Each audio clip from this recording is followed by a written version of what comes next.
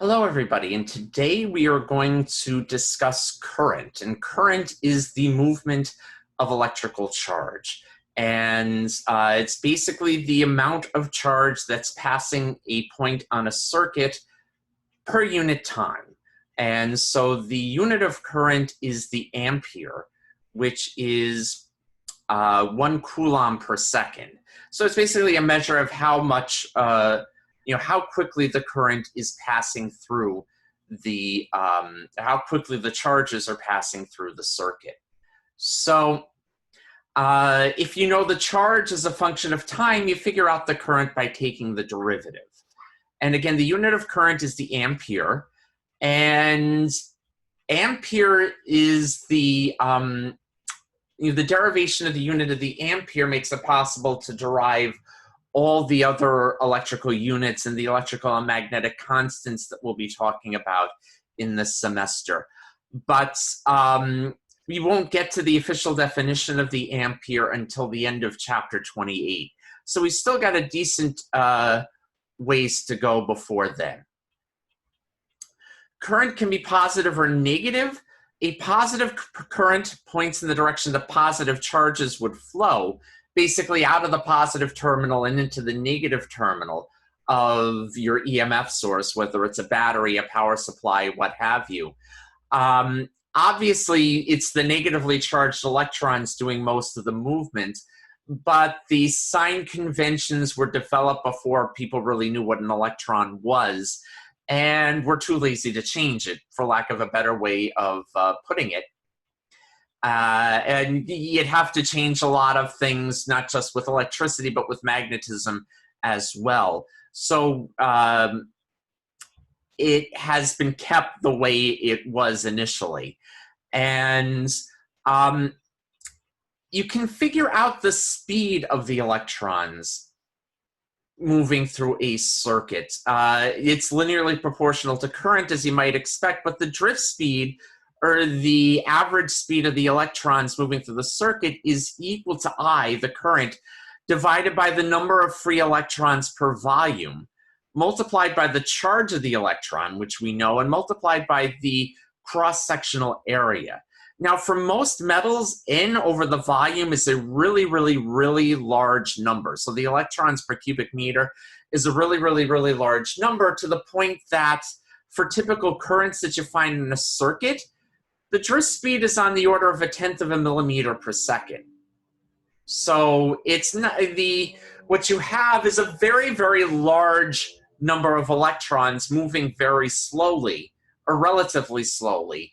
And that's what you get in a typical wire with current going through it.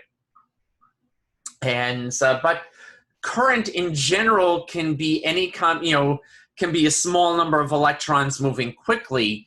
It could also be positive charges moving as well. But in general, when you have currents moving through a wire, like a typical copper or aluminum wire, you're talking about a large number of electrons moving fairly slowly. That it might take the better part of an hour for an electron to get from the positive terminal of the power supply, or rather from the negative terminal of the power supply to the positive, if you have it set up in a circuit. So anyway, let's move on to a basic example. A current of 1.30 amps flows in a wire. How many electrons are flowing past any point in the wire per second? So let's get out the whiteboard for this. So we're told that the current is 1.30 amps.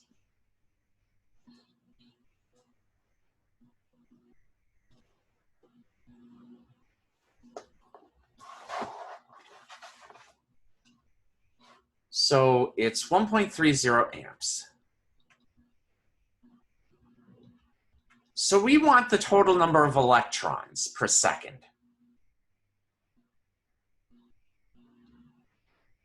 Is equal to I delta t, so that's the coulombs, and delta t here is 1 second. So that's the coulombs of charge. And then to figure out the total number of electrons, you're dividing that by small e. And e is what is 1.60 times 10 to the negative 19. So you have 1.30 amps, 1.00 seconds, and you're dividing that by 1.60 times 10 to the negative 19 coulombs per electron. And that will give you the total number of electrons, passing through a point in the circuit per second. Like I said, in general, it's a very, very large number of electrons moving fairly slowly. If you're talking about a typical current in a typical wire, that's going to be the case.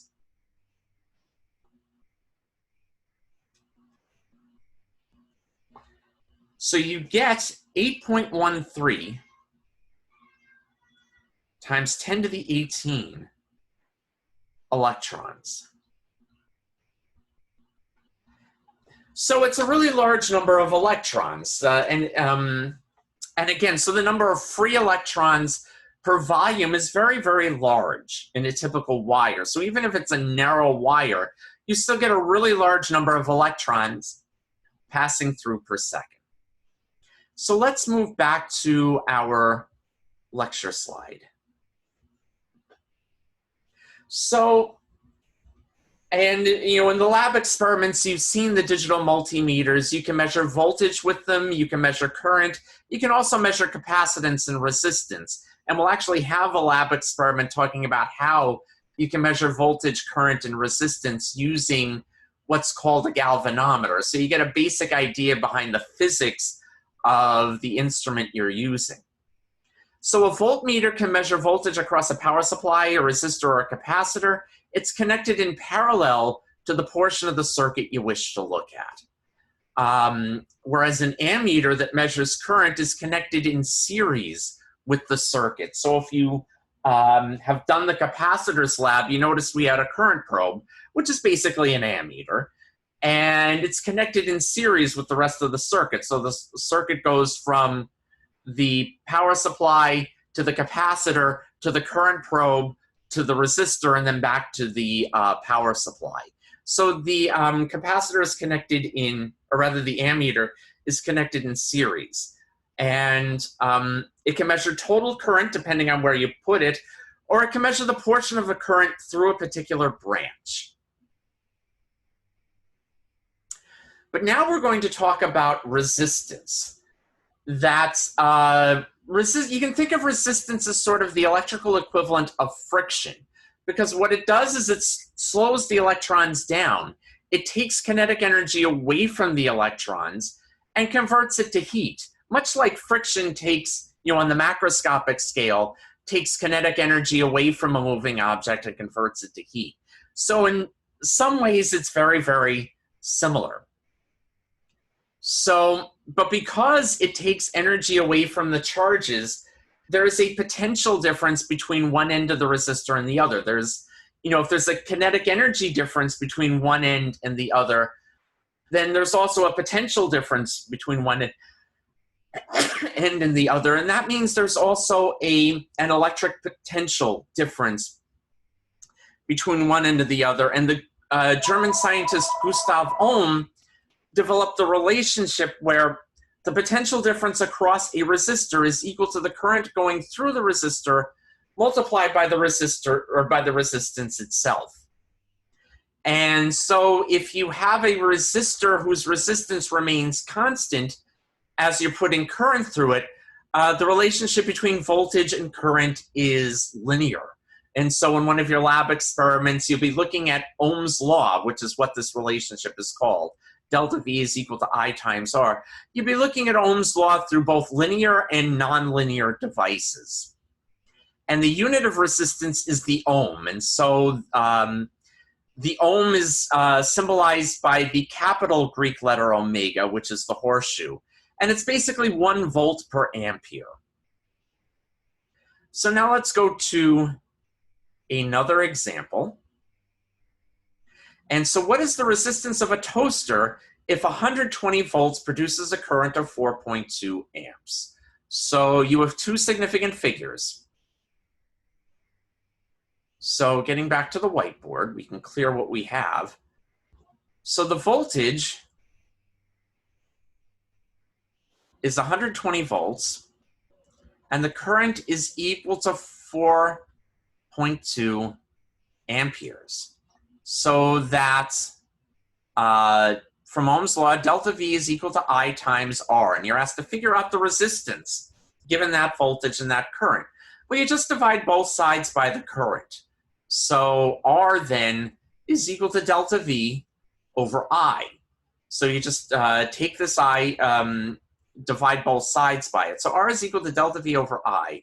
So that's 120 volts divided by 4.2 amperes. And to two significant figures, that gives you 29 ohms. So that's the basic relationship. But what we'll see later on in this lecture is that resistance is not necessarily constant. Or, it's only approximately constant, as temperature changes. But we'll talk more about that in a few minutes. In the meantime, let's get back to the lecture.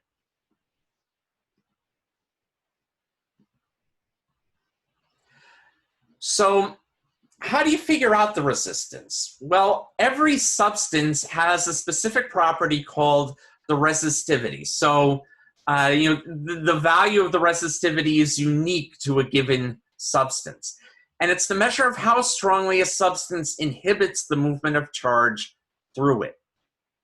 And so resistance is equal to that substance-specific property, resistivity, multiplied by the length of the resistor and divided by the cross-sectional area of the resistor. So if you have more of a resistor to go through, that's going to increase the resistance. But if you widen the path, that makes it easier for more electrons to pass through per unit time. Think of it as, traffic. If you've got 4 lanes of traffic, the cars move faster than if you've got 2 lanes of traffic. And so there's less resistance the wider the cross-sectional area. And so R is equal to rho times L over A. So if you know the resistivity, you know the length of your resistor, and you know the cross-sectional area of your resistor, you can calculate the resistance. But resistance is a substance-specific property, and we'll look at a table in a couple of minutes.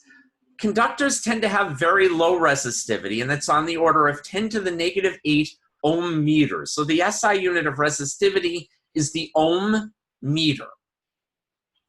And insulators have a very high resistivity on the order of 10 to the 13 ohm meters. So how does this look? So this is a table with resistivity values. So the smallest resistivity, and this is at a temperature of 20 degrees Celsius or at room temperature. So you see silver has a resistivity of 1.59 times 10 to the negative 8 ohm meters. Copper is a little bit higher than that. We typically use copper instead of silver for our wires because copper is cheaper than silver. Gold is a little bit higher, aluminum is higher still, and then you get to some of the other metals that are quite a bit higher, but still relatively low compared to what we think of as the semiconductors. So carbon is used in most store-bought resistors, and that's 3.5 times 10 to the negative 5 ohm meters. That's considered to be a semiconductor. And germanium is a semiconductor, and silicon is a semiconductor. And so you have silicon that's used in your computers and in your smartphones. And the semiconductors are what make resistance possible and what makes it possible to control the flow of current. So, and then you get to the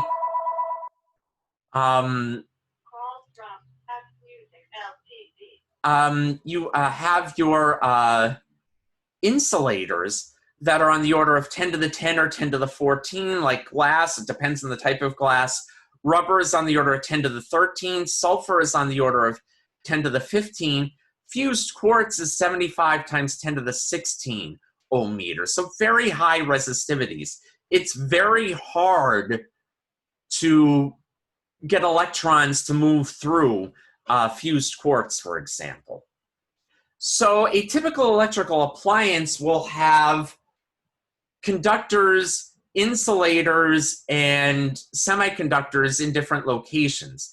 The insulators are to prevent charges from moving where you don't want them to go. The semiconductors make it possible to regulate the flow of current, but where you want current to move, but you've already set the resistance, you'll have conductors, conducting wire to allow the charges to move through without adding any more to the resistance. So, so you have different substances in different locations, serving different purposes. So let's get to an example now. What is the diameter of a 1.00 meter length of tungsten wire whose resistance is 0.32 ohms? So we have a, let's get back to our whiteboard.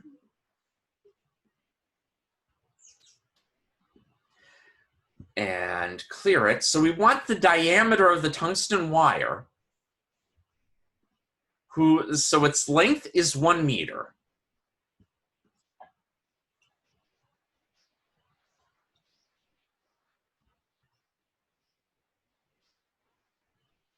And its resistance, so we know the final resistance, is 0.32 ohms.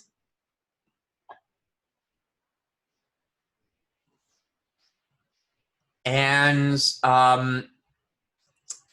it's tungsten, so we can figure out the resistivity. And we're assuming it's at room temperature. And we'll get back to that chart in a couple of minutes, but the resistivity of tungsten is 5.6 times 10 to the negative 8 ohm meters.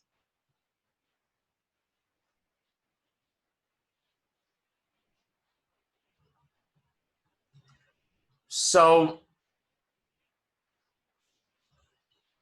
the resistance, going back to the equation, is equal to the resistivity, which we know, times the length, which we're given, divided by the area. But we're not given the area. We're not given the area. In fact, we're asked to solve for the diameter. Now, typically a wire has a circular cross-section, and when you're given a diameter or you're given a radius, you can assume it's a circular cross-section. So the area of a circle is pi small r squared, small r being the radius. And so we'll solve for the radius, and then once we have the radius, we'll multiply that by 2 to calculate the diameter. Multiply by 2 to calculate the diameter. So the radius, or r squared, is equal to, you bring the r squared, small r squared term up, and then you divide by capital R. So you get rho times L times pi times capital R. And so that means the resistance is equal to the square root of rho times L times pi times capital R. So let's plug those numbers in and solve for the radius. But remember, the radius is not the final answer. So that's 5.6 times 10 to the negative 8 ohm meters multiplied by 1.00 meter divided by pi, which is what it always is, and then divided by the resistance, which is 0.32 ohms. So you're going to plug those numbers in and take the square root, and that's going to give you the radius. So 5.6 E8 negative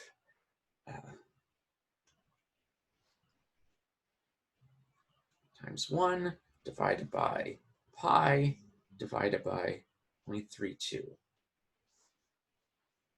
And so that gives us, and then you take the square root of that, that gives us 2.4 times 10 to the negative 4 meters. So a fraction of a millimeter, about a quarter of a millimeter, and then the diameter, you just multiply that by 2. And so that becomes 4.7, leaving the calculated value in there and multiplying that by 2. That gives 4.7 times 10 to the negative 4 meters. So about half a millimeter is the diameter of the wire. And wires can be fairly thin, so that's not an unusual number or value for the diameter of a wire. So with that, let's move back to our lecture.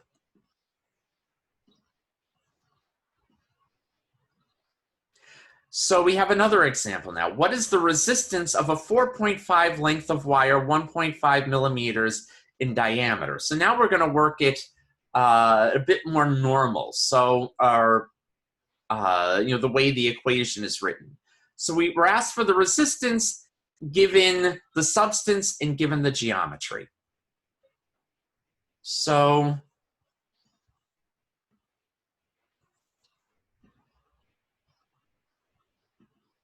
again, capital R is equal to rho times L. And again, we're talking about a wire with a circular cross section. So that's pi R squared. So the first thing we want is the resistivity of copper. So you have to refer back to that table, and it's 1.7 times 10 to the negative 8 ohm meters. So you plug that in.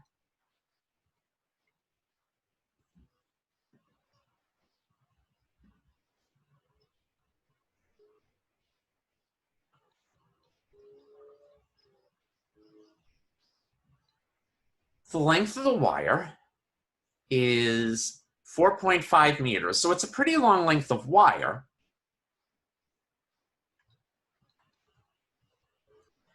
And then you're dividing by pi, and we want r, the radius. We are given the diameter, so we're going to divide that by 2. So the half of 1.5 millimeters is 0.75 millimeters. So we will write that as 0.75 times 10 to the negative 3 meters.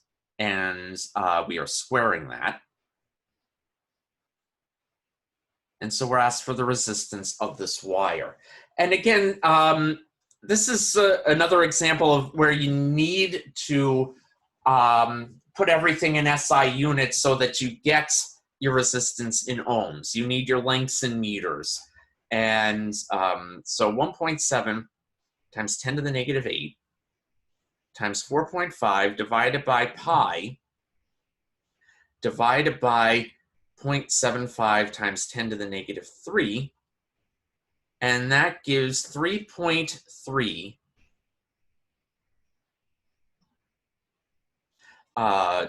You need to square the 0.75, and that gives 0.043 ohms.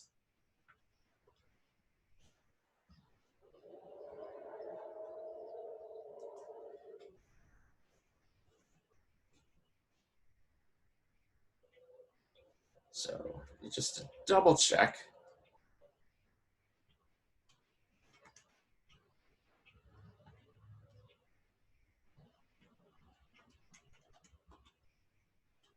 Yes, 0.043 ohms. So again, even though it's 4.5 meters worth of wire, it's still not a very high resistance. And one of the advantages of working with copper is that it carries a low resistance over very long distances. And so power lines use copper for that reason.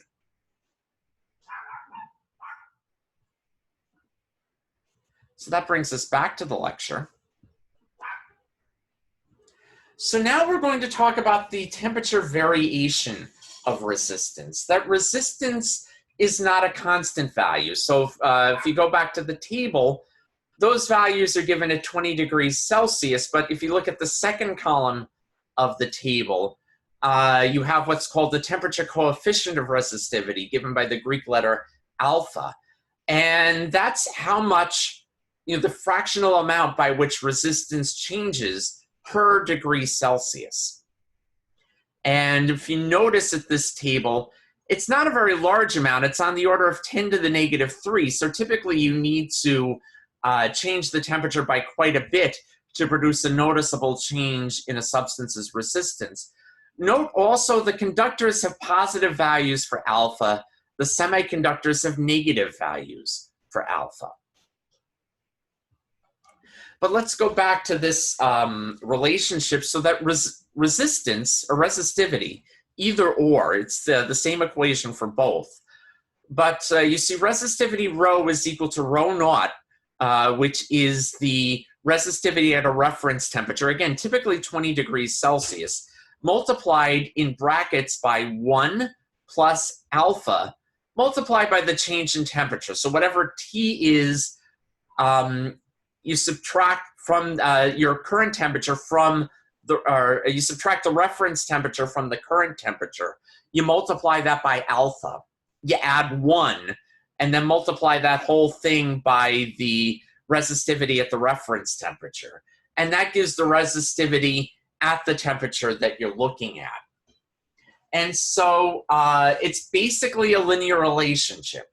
And the same is true for resistance, since resistivity and resistance are proportional to each other.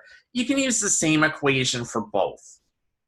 But you have a temperature change. So the most obvious example, and you'll see this in a lab experiment, is the tungsten filament in a typical incandescent light bulb. That you run a current through the filament that makes the filament hot, which is going to increase the resistance. So you increase the voltage more, that's going to add more to the current, that's going to make it hotter, but that's also going to increase the resistance. So what you see is that, if you were to plot voltage versus current, because R is no longer constant in this circumstance, you're not going to get a straight line relationship because the resistance is changing with temperature, and the tungsten filament is designed to heat up as current goes through it. So let's go back to an example. How much would you have to raise the temperature of a copper wire, originally at 20 degrees Celsius, to increase its resistance by 15%? So,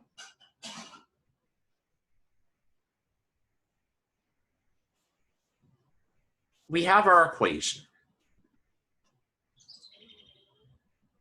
R is equal to R naught, multiplied in brackets by 1 plus alpha times T minus T naught.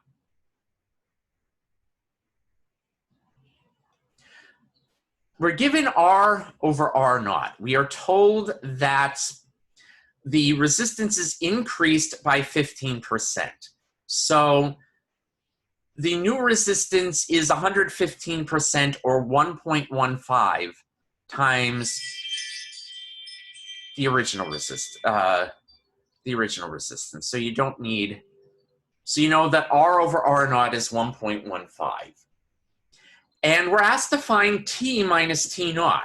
So what's the temperature change? So the other thing we're going to need is the temperature coefficient of resistivity for the copper wire. So if you look back at the table, that's 3.9 times 10 to the negative 3. And the units for the temperature coefficients are inverse degrees Celsius. So that's 3.9 times 10 to the negative 3.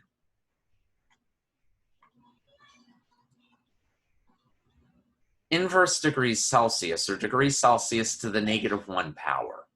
And so those are the units of alpha. So we want to solve for T minus T0. By how much have you changed the temperature? It doesn't specifically ask you for the final temperature. It asks you for the change in temperature. So that's T minus T naught.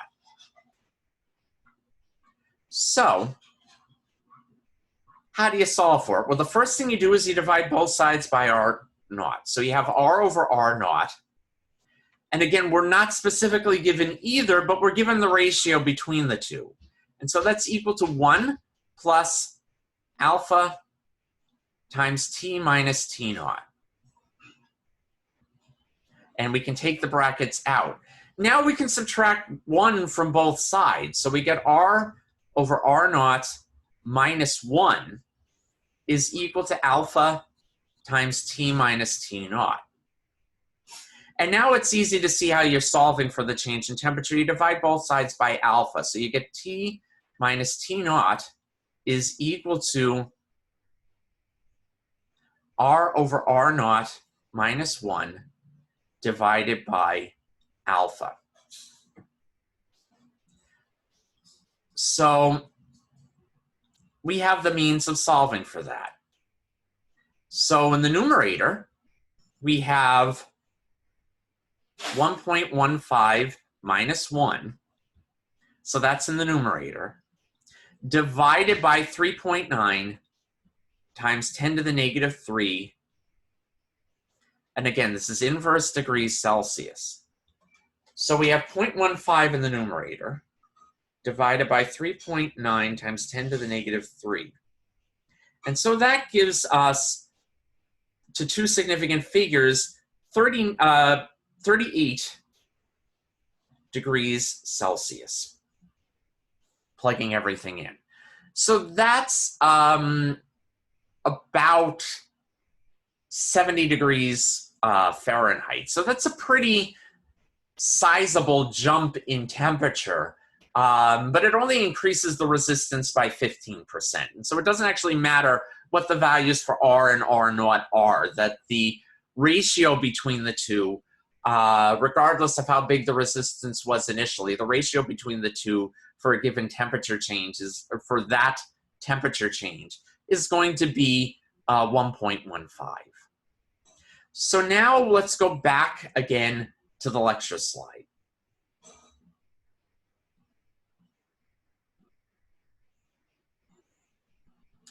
So now we're going to talk a little bit about electrical power.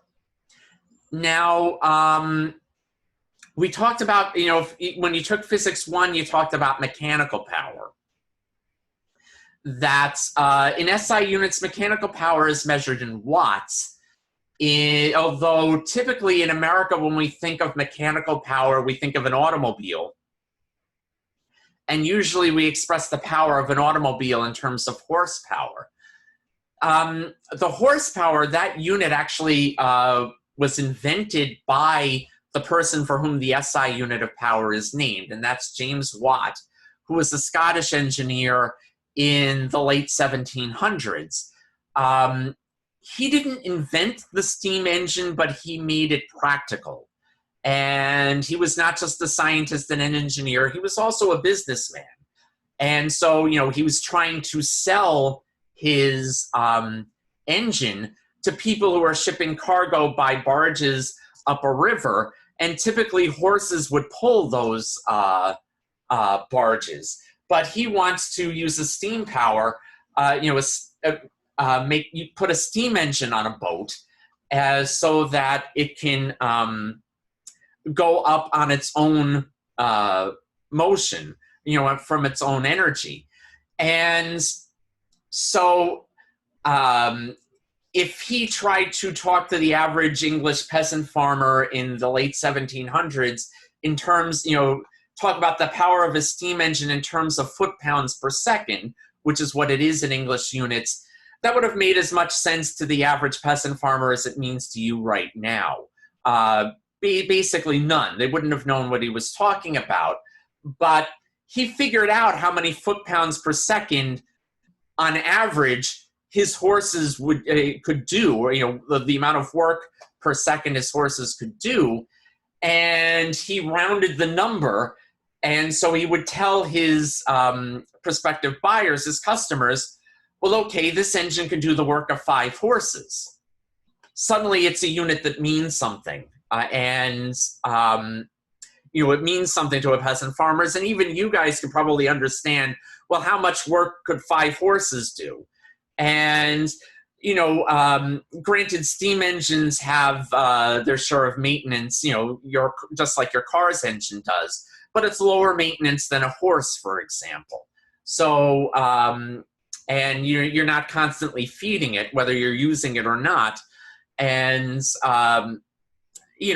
things like that. So there was a practical value, and he could explain it in terms that the average person could understand. And then, that's how he was able to sell his steam engine, which was the beginning of the Industrial Revolution. But again, he invented the term the horsepower.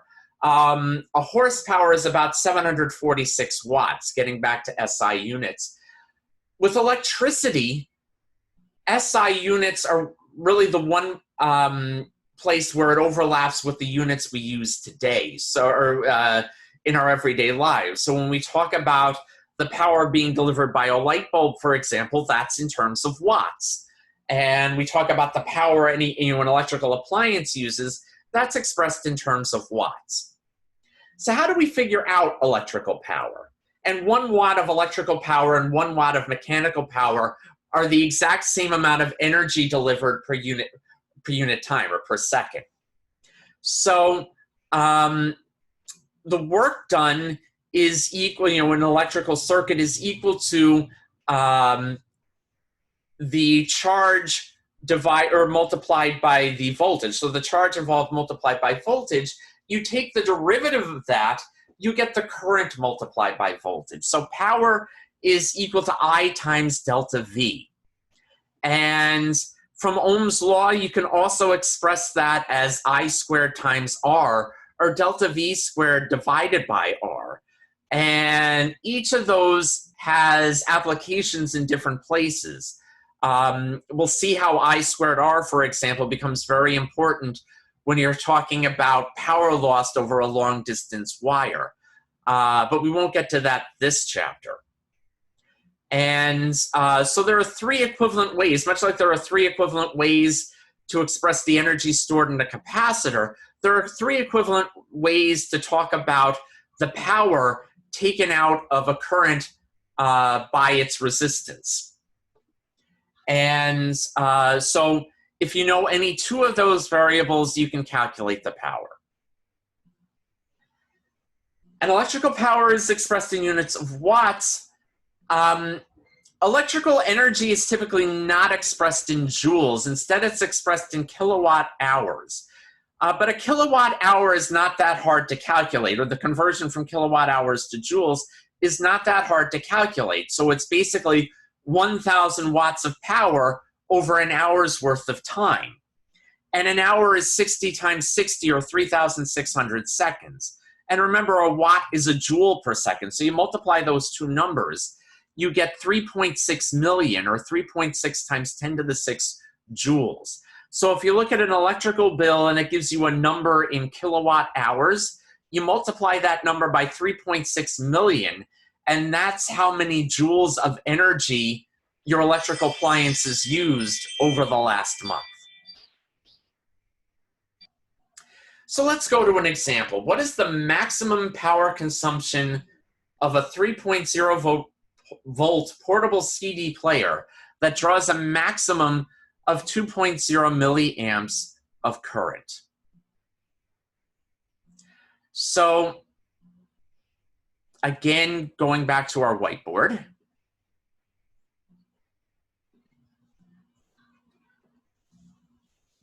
the maximum power in this case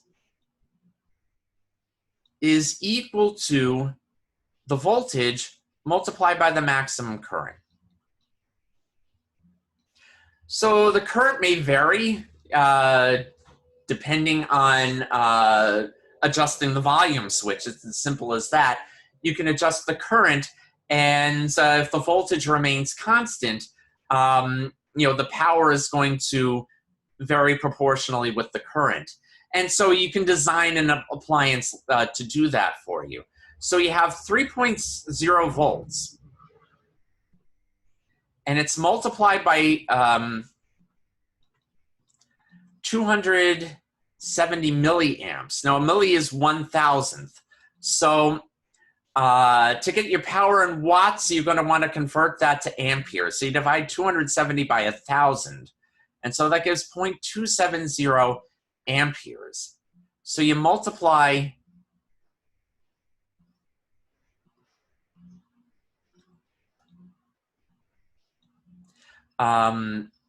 those terms together,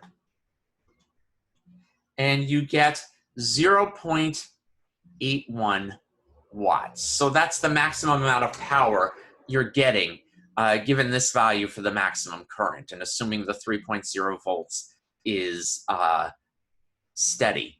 So getting back to the lecture,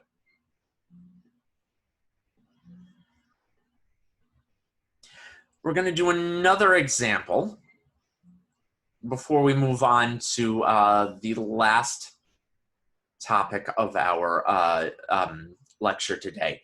But so we'll do one more example, the heating element of an electric oven. So electric ovens work on a very simple principle. You have wires inside the oven with resistance, so the electrical energy gets converted into heat.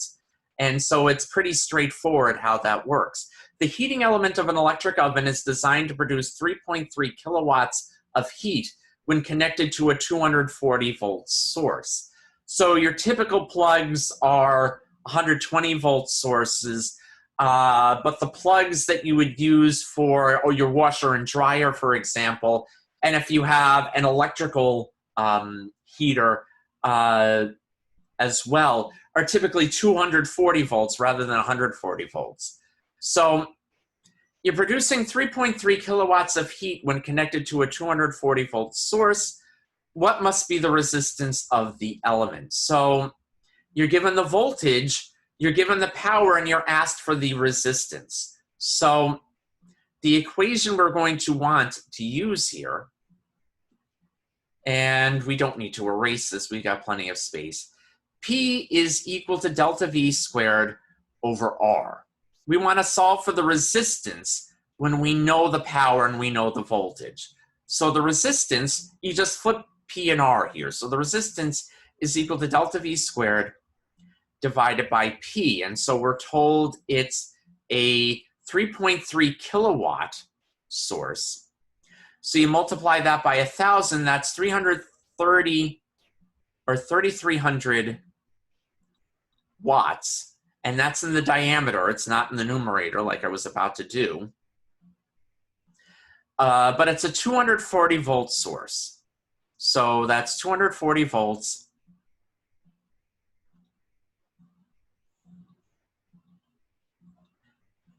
And you're squaring that. And so this tells us how much resistance is in the oven. And so we get to two significant figures, 17 ohms.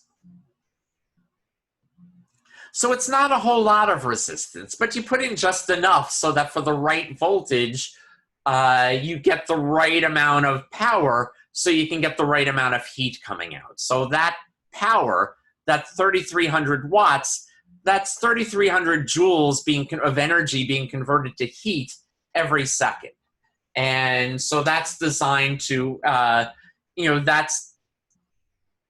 takes the place of your gas stove, for example, which you would ignite the gas and create a fire and burn the gas to release that much heat. Here you're using electricity and you're using a resistance to get that much heat out of your electrical wire.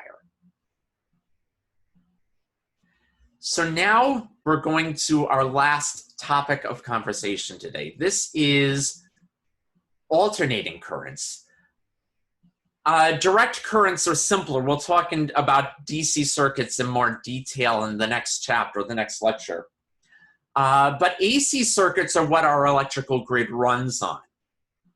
And we'll talk about the reasons for that towards the end of the semester. In fact, the very last lecture of the semester, we'll talk about why AC power won out over DC power. But in an AC circuit, the current is varying sinusoidally around zero. So when it's going in one direction, that's positive. When it's going in the opposite direction, that's negative, and so the current can be expressed as a sinusoidally varying function of time. So I is equal to the maximum value multiplied by the sine of omega t. So omega is the angular frequency. Now, in physics 1, you talked about angular velocity when you were talking about circular motion, and some of you might have seen simple harmonic motion, like a spring oscillating back and forth. And so you talked about an angular frequency omega with that. This is more like the angular frequency with harmonic motion. But it's mathematically very similar to the angular velocity. It's expressed in terms of radians per second. So a complete cycle consists of 2 pi radians. So the voltage from the AC power supply also varies sinusoidally around 0, with the maximum value delta V max. Ammeters and voltmeters, if you switch them to AC mode, so you're not measuring the instantaneous current, but rather the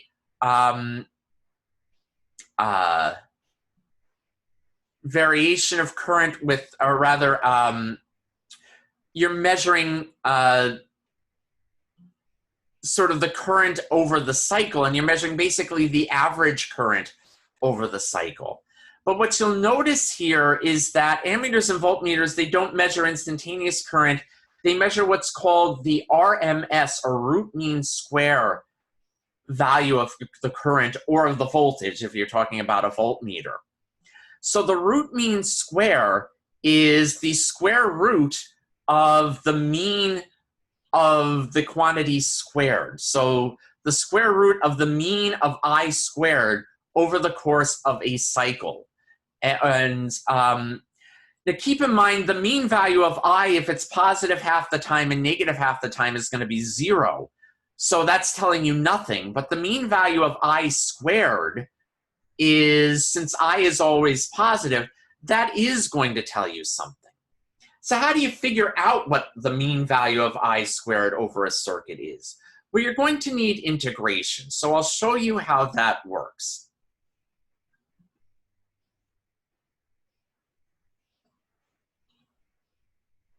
So now we're going to clear everything. So we're going to do an integral. So I is equal to I max times the sine of omega t. I squared is equal, and again, the sign is going to be positive half the cycle and negative for the other half the cycle. So the mean value of I is going to be 0. But I squared is equal to I max squared times the sine squared of omega t. So the sine squared of a function is always going to be positive. And so I squared is going to be, it's going to have a value associated with it. But how do you figure out, and that's I max squared, how do you figure out what that value is? Well, the mean value of a function,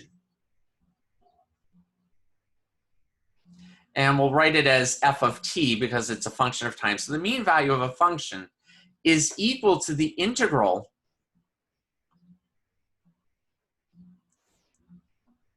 dt from 0 to a time capital T. And capital T you can think of as the period of the oscillation divided by the integral of dt over the same interval. And so you can also write that as ft dt divided by capital T, which is the period. Now, going back to physics 1, you probably remember that omega, the angular velocity, is equal to 2 pi, and that's in radians per second, is equal to 2 pi times the linear frequency, which is complete cycles per second. So that f is equal to omega divided by 2 pi. Now the period, the time it takes to complete one cycle, is the inverse of the frequency. So the frequency is cycles per second. The period is seconds per cycle. So in terms of omega, that's 2 pi over omega. So that's what t is.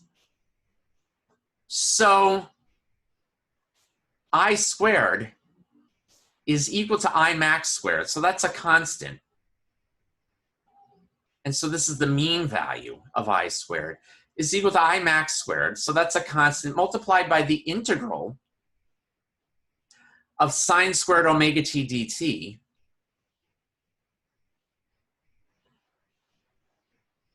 from 0 to 2 pi over omega.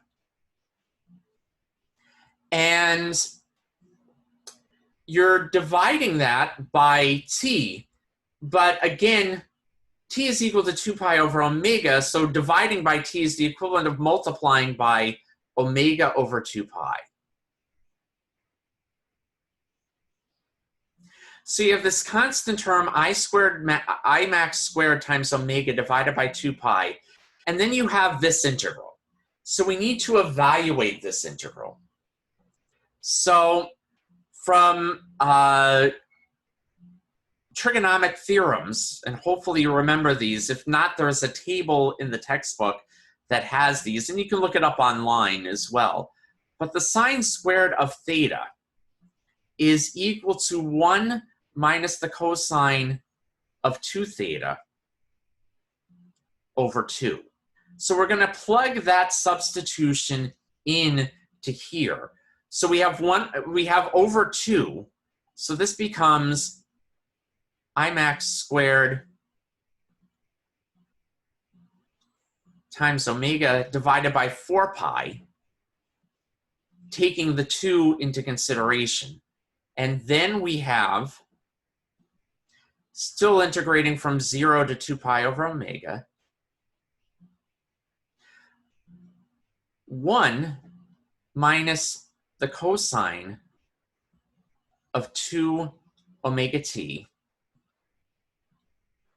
times dt. Now these are things that we can evaluate. So we can distribute the integral. So that's I max squared over 4 pi. And let's distribute the integral. So we have 0 to 2 pi over omega, and that's just dt. And you're subtracting the integral of cosine 2 omega t dt. So again, we have I max squared omega divided by 4 pi, and then in brackets, we just have t integrated from, evaluated from 0 to 2 pi over omega, so that's just 2 pi over omega. You're just evaluating this.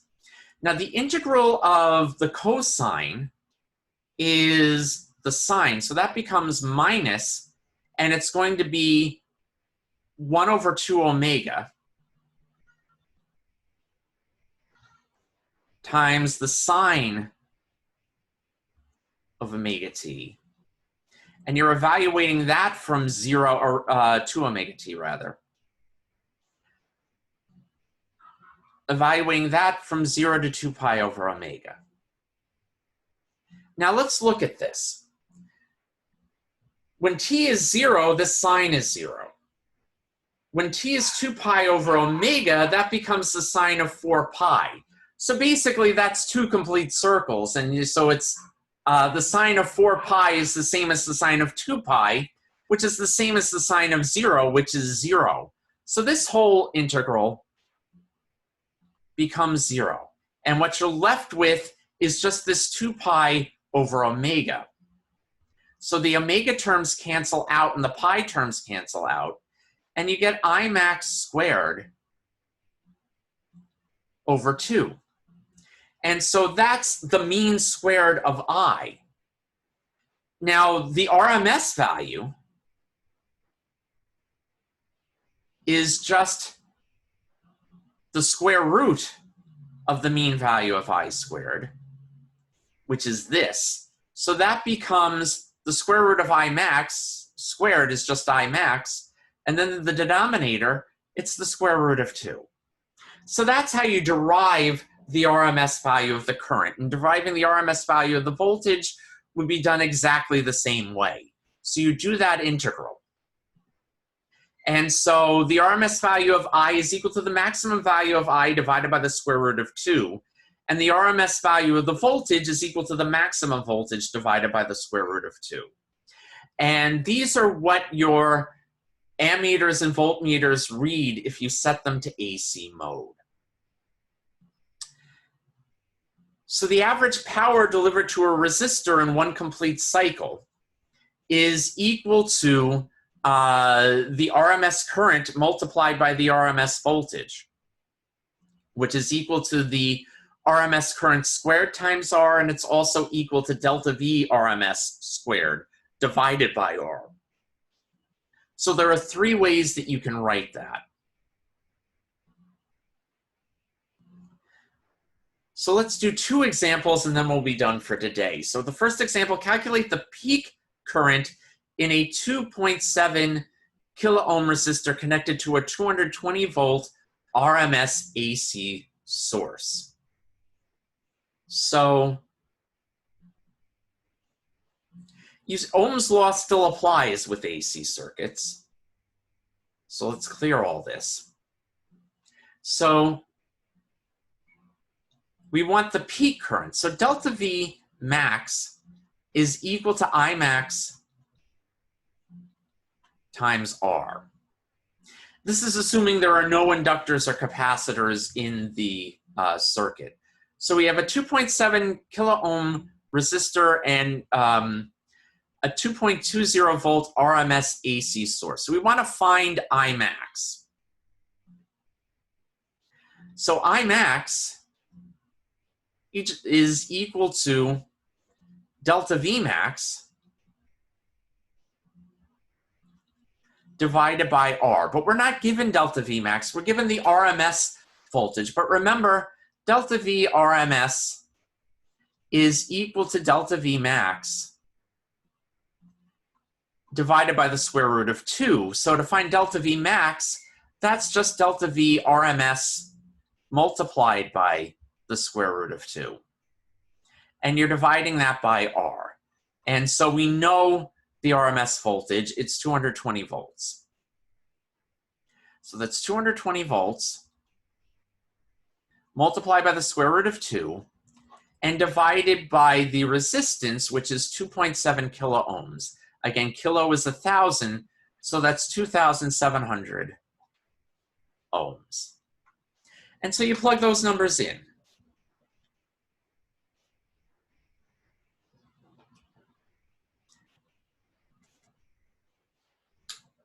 And so you get a maximum current of, and this is the 2 significant figures, that's 0.12 amperes, or 120 milliamps if you prefer. So that's the maximum current in this case. So now let's look at our last example. In an AC voltage whose peak value is 180 volts is across a 380 ohm resistor. What are the RMS and peak currents in the resistor? Well, given that we're given the peak voltage, figuring out the peak current is easiest. So we'll start with that. And we'll get back to our slide, our whiteboard. And I think we might have enough space that we don't need to work with this any further. So we're asked to find the peak current given delta V max and R.